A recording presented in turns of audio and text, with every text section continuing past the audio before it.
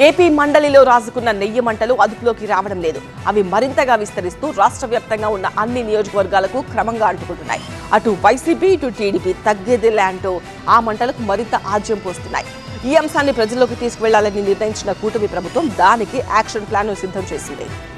తిరుమల లడ్డూలో ముమ్మాటికి కల్తీ జరిగిందని టీడీపీ అంటుంటే ఆ కల్తీకి హెరిటేజ్ తో లింకులున్నాయంటూ వైసీపీ కౌంటర్ ఇస్తోంది. ఇండాపూర్ డైరీ పేరు తెరపైకి తేవడం ద్వారా ఎదురుదాడికి దిగింది. విపక్షం మరో అడుగు ముందుకు వేసి వెంకటేశ్వరుడి ఫోటోలతో నిరసనకు దిగడంతో మండలి ఒక్కసారిగా దద్దరిల్లింది. దేవుడి ఫోటోలు సభలోకి తేవడంపై భగ్గుమన్నారు మంత్రులు. దేవుణ్ణి రాజకీయాల్లోకి లాగే దుర్మార్గపు చర్యలు చేస్తున్నారంటూ మండిపడ్డారు. దేశ చరిత్రలో ఇలాంటివి జరగలేదన్న మంత్రి పయ్యావుల హిందువులను రెచ్చగొట్టేలా వైసీపీ ప్రయత్నిస్తోందని మండిపడ్డారు. వైసీపీ సభ్యులు భేషరతుగా క్షమాపణ చెప్పాలన్నారు. శాసన మండలిలోకి వెంకటేశ్వర స్వామి ఫోటోలు తేవడం, స్వామివారి ఫోటోలతో నిరసనలు, నినాదాలు చేయడాన్ని తీవ్రంగా పరిగణిస్తోంది కూటమి ప్రభుత్వం. ఈ విషయాన్ని ప్రజల్లోకి తీసుకువెళ్లాలని కూటమి పార్టీలు నిర్ణయించాయి.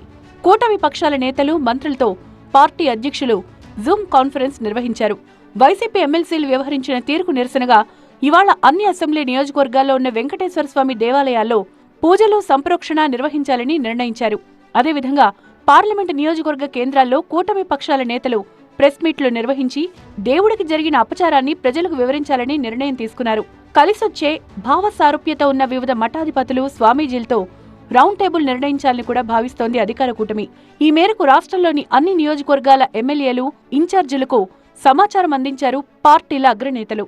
అటు వైసీపీ మాత్రం తాము ఎలాంటి తప్పు చేయలేదని చెప్తోంది. తమ పార్టీపై బురద చల్లడానికి కూటమి ప్రభుత్వం దేవుణ్ణి అడ్డుపెట్టుకుంటోందని మండిపడుతోంది. అయితే అధికార పార్టీ మాత్రం సభలో దేవుడి ఫోటోలతో నిరసన చేయడం ముమ్మాటికి తప్పే అని చెప్తోంది.